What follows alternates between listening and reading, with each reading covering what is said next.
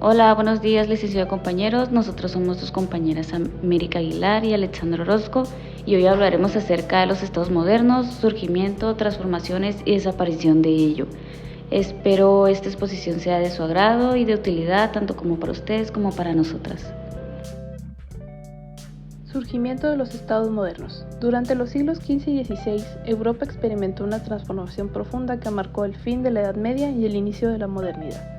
Esta transformación se refleja en varios procesos clave. Primero, el fin del feudalismo. El sistema feudal basado en la fragmentación de poder en manos de señores locales comenzó a desintegrarse. Las monarquías aprovecharon este debilitamiento para fortalecer su autoridad sobre todo el terreno nacional. En segundo lugar, se dio un proceso de centralización política y económica. Los reyes concentraron el poder en su figura, crearon ejércitos permanentes, sistemas de recaudación de impuestos más eficaces y consolidaron leyes comunes para todos sus súbditos. Esto significó el paso de múltiples señoríos autónomos en un estado centralizado. Otro factor crucial fue la reforma religiosa. A partir de 1517, con Lutero y otros reformadores, Europa se dividió entre católicos y protestantes. Esto provocó numerosas guerras de religión. La primera fue la Guerra de los Campesinos Alemanes de 1524 a 1525. Los campesinos, inspirados por las ideas de Lutero, exigían justicia social y el fin de los abusos de los nobles. Aunque al principio simpatizaba con ellos, Lutero terminó apoyando a los príncipes porque no quería desorden ni violencia. La revuelta fue duramente aplastada y murieron miles de campesinos. Después las guerras de Carlos V contra los príncipes protestantes. De 1531 a 1555, el Sacro Imperio Romano Germánico, lo que hoy es Alemania, el emperador Carlos V, que era católico, luchó contra los príncipes protestantes, que querían libertad religiosa y más autonomía política. Después de varios enfrentamientos, se firmó la Paz de Habsburgo en 1555. Esta paz estableció el principio de que el príncipe decide la religión de su territorio.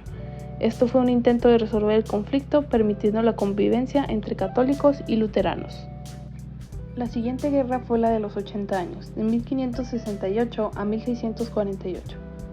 Esta guerra ocurrió en los Países Bajos, que en ese momento estaban bajo dominio español. Las provincias del norte, de mayoría protestante, se rebelaron contra la España católica, querían libertad religiosa y también independencia política. Después de una guerra muy larga, en 1648 lograron su independencia, naciendo así las Provincias Unidas, que hoy conocemos como Holanda. Y por último se encuentra la Guerra de los 30 años, de 1618 a 1648. Esta fue la más destructiva de todas. Comenzó como un conflicto entre católicos y protestantes en el Sacro Imperio, pero con el tiempo se volvió una guerra europea general, donde intervinieron países como Francia, España y Suecia. Aunque Francia era católica, apoyó a los protestantes para debilitar a los Habsburgo. La guerra terminó con la Paz de Westfalia, que puso fin a las guerras de religión en Europa y dio lugar a un nuevo orden político, los estados nacionales con soberanía. El Estado moderno tiene sus orígenes en la Edad Media. En el episodio de hoy vamos a analizar los diferentes procesos que permitieron su nacimiento. La desaparición del Imperio carolingio a lo largo del siglo IX desencadenó un tumultuoso proceso de fragmentación política en Europa. La ausencia de una autoridad central favoreció las usurpaciones entre los señores locales al asumir poderes públicos que se convirtieron en un patrimonio personal. Esto es lo que ocurrió con la administración de justicia o el establecimiento de impuestos. Por otro lado, las élites nobiliarias desarrollaron una creciente dependencia con la tenencia de tierras al convertirse en su principal fuente de sustento. Esto se combinaba con el control de la mano de obra campesina en sus respectivos feudos. Al no haber una autoridad central, se produjo un incremento de la conflictividad. Las guerras y conflictos entre los distintos señores eran el reflejo de una creciente competición en el marco de la anarquía feudal imperante. Esto estaba unido al marco político e institucional medieval, pues la superposición de múltiples jurisdicciones a diferentes niveles favorecía las disputas en el contexto de una compleja red de relaciones interpersonales. Era habitual que varios señores tuviesen derechos sobre porciones de tierras comunes y que compartiesen vasallos. Esto era fuente de conflictos al disputarse derechos sobre los mismos recursos, pero también los títulos que legitimaban el acceso a dichos recursos. En este contexto, los monarcas eran meros primus inter pares al ostentar un poder similar al de los restantes miembros de la nobleza. dependían del resto de nobles en todo cuanto tenía que ver con la política del reino. Sus capacidades eran limitadas y se circunscribían a sus propios dominios de los que extraían rentas.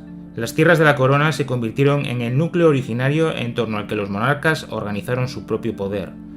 La cuestión es, entonces, cómo consiguieron los reyes aumentar su poder hasta el punto de transformar sus respectivos reinos medievales en estados modernos. Los procedimientos utilizados fueron muy diversos. Los repartos y embargos de tierras, las compras, las tomas de rehenes y las desposesiones de los señores vecinos cuyos señoríos eran absorbidos en sus dominios. En otras ocasiones, los señores eran sometidos y convertidos en vasallos a través de contrato y juramento, mientras que los vasallos indóciles eran obligados por la fuerza a ejecutar sus obligaciones y someterse a otras nuevas. También solían adueñarse de determinados feudos cuando se daba una oportunidad favorable, como cuando un vasallo no había cumplido con ciertas obligaciones. Otro procedimiento habitual al que los reyes recurrían eran las herencias y sucesiones, pero sobre todo la política de matrimonios que daba acceso a títulos y tronos. Los reyes también recurrieron a la extensión de su prerrogativa para impartir justicia, para lo cual crearon sus propios tribunales por encima de los tribunales señoriales al reservarse determinados casos judiciales. Esto permitió al monarca concentrar cada vez más poder y extender su presencia al conjunto del reino. Esto estuvo unido, ya en el siglo XII, a la afirmación de su capacidad legislativa con la creación de leyes y la codificación de las ya existentes. Además de todo esto, la guerra desempeñó un papel fundamental. En la medida en que los monarcas concentraron tierras y recursos, también pudieron formar ejércitos más grandes en un contexto de elevada conflictividad. A esto se unieron las innovaciones tecnológicas en el modo de hacer la guerra con las llamadas revoluciones militares. A través de la guerra, el monarca afirmó su autoridad suprema dentro del reino, pero también le permitió afirmarla frente a otros reyes y poderes supranacionales como el imperio o la iglesia. El aumento del tamaño de los ejércitos, que se hicieron permanentes a partir del siglo XV, conllevó el crecimiento del aparato administrativo en torno al que se formó la estructura organizativa central del Estado moderno. Aparecieron nuevos funcionarios al servicio de la corona encargados de desempeñar labores burocráticas, especialmente en la recaudación de impuestos y en el reclutamiento de soldados. El fortalecimiento de los monarcas en sus respectivos reinos condujo a la obtención del reconocimiento mutuo, pero también de otras entidades como la Iglesia y el Imperio. Posteriormente, con el desarrollo de la cartografía, se produjo la territorialización del Estado. Esto ocurrió a lo largo del siglo XVI, y no fue hasta la Paz de Westfalia de 1648 que se formalizó definitivamente. De este modo aparecieron las fronteras que delimitaron el alcance geográfico de los estados, al mismo tiempo que estos comenzaron a identificarse con su territorio. De hecho, el Estado moderno se caracteriza por ser un ente territorial y soberano en la medida en que reivindica el derecho exclusivo a gobernar el espacio geográfico que reclama como propio. Transformaciones territoriales. A lo largo de la Edad Moderna y parte de la contemporánea, los territorios europeos y del mundo en general vivieron grandes transformaciones que redefinieron las fronteras políticas, la identidad nacional y la distribución del poder. Estas transformaciones se pueden entender en 4 grandes ejes. El primer eje es la conciliación nacional de Italia y Alemania. Durante gran parte de la historia europea, lo que hoy conocemos como Italia y Alemania eran territorios fragmentados en múltiples reinos, principados, ducados y ciudades-estados. No existían como países unificados. Italia se unificó en el siglo XIX bajo el liderazgo del reino de Piamonte-Cerdeña, con figuras como Cavour, Garibaldi y Víctor Manuel II. El proceso fue complejo y violento, pero finalmente logró consolidar una sola nación en 1870. Alemania también se unificó en el siglo XIX, liderada por Prusia y su canciller Otto.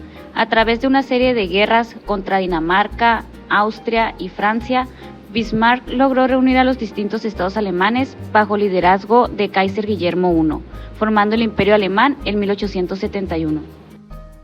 Estos procesos marcaron el surgimiento de Estado-nación con fronteras definidas, una lengua común predominante y una fuerte identidad nacional. Segundo eje, expansión colonial en el siglo XVI y siglo XIX.